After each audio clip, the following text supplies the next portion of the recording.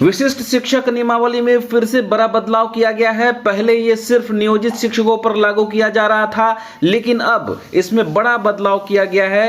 अब ये उन सभी शिक्षकों पर लागू होगा जो बीपीएससी से चुनकर आएंगे, यानी कि अब नियोजित शिक्षक और बीपीएससी के नए अभ्यर्थी दोनों विशिष्ट शिक्षक कहलाएंगे। दोनों को राज्यकर्मी का दर्जा मिलेगा, दोनों को समान वेतनमान दिया जाएगा, तमाम सुविधाएं समान दी जाएगी। आइए दिखाते हैं पूरी जानकारी। रिपोर्ट बिहार झारखंड ने आपको पहले ही ये बताया था कि जो नई नियमावली है वो बन जाएगी और उस नई नियमावली के तहत जितने भी अभ्यर्थी हैं उन सभी को, और जो नियोजित शिक्षक हैं वो अब नियोजित शिक्षक नहीं बल्कि विशिष्ट शिक्षक कहलाएंगे और इसके साथ ही उन्हें राज्यकर्मी का दर्जा दिया जाएगा।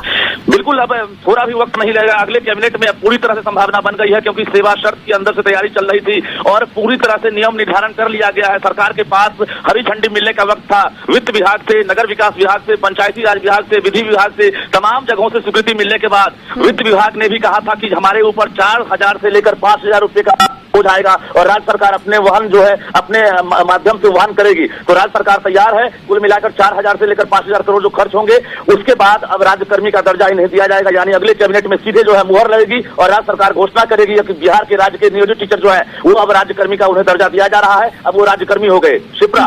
बिल्कुल रजनीश, मैं चाहूंगी कि आप एक बार फिर से वेतन के बारे में उन नियोजित शिक्षकों को बताएं जो अब राज्यकर्मी बन जाएंगे। उनके लिए क्या कुछ वेतनमान रखा गया, क्योंकि पहले जो बताया गया था उसमें उस वेतन से नाराज दिख रहे थे शिक्षक। देखिए, पहले तमाम जो सुविधाएं मिल रही है अभी जो घोषित की गई है ये सुविधाएं से वंचित थे और अब इन्हें हमने फिर से कहा कि जो महंगाई भत्ता है, चिकित्सा भत्ता, मकान भत्ता, सब कुछ जो है मुहैया कराई जाएगी। कक्षा 1 से लेकर 5 तक के जो विशिष्ट टीचर होंगे उनका मूल वेतन 25,000 होगा। कक्षा 6 से 8 तक के जो विशिष्ट टीचर होंगे इनका मूल वेतन 28,000 होगा। कक्षा 9 से 10 वालों का 31,000 होगा, यानी जो 11 से 12 है उनका, कक्षा 6 से 8 तक के जो विशिष्ट टीचर होंगे इनका मूल वेतन 28,000 होगा। कक्षा 9 से 10 वालों का 31,000 होगा, यानी जो 11 से 12 है उनका 32,000 होगा। तो प्राइमरी से लेकर +2 के टीचर्स को एक बड़ी सौगात मिलने वाली है और इन लोगों को सभी कुछ जोड़कर जो सभी भत्ता है इसको जोड़ देंगे तो 50,000 से लेकर 55,000 जो है इन हैंड अब सैलरी दी जाएगी, जिसमें अब पेंशन की भी कटौती होगी और पीएफ की भी कटौती की जाएगी। तो एक बड़ा तोहफा राज्य सरकार देने वाली है। चुनावी साल है, सबने कहा था कि चुनाव को लेकर राज्य सरकार जो है, और सीएम नीतीश कुमार ने खुद 15 अगस्त को गांधी मैदान से एक इशारा दिया था कि हम जल्दी बहुत कुछ बेहतर करने वाले हैं और अंदर खाने से ये तैयारी चल रही थी। नई नियमावली जो 2023 तैयार की गई है ये 2020 नियमावली से अभिप्रेत है और उसके बाद इसमें काफी कुछ बदलाव किया गया है। जिला संपर्क तैयार किया गया है और जिला संपर्क के आधार पर जो है एक ड्राफ्ट तैयार किया गया है और जिसमें यह शर्त रखा गया है कि अब 3 बार परीक्षा देने के बाद ही ये राज्यकर्मी बनेंगे, यानी 3 मौका दिया जाएगा। एक बार में भी अगर उत्तीर्ण होते हैं तो इन्हें मौका दिया जाएगा,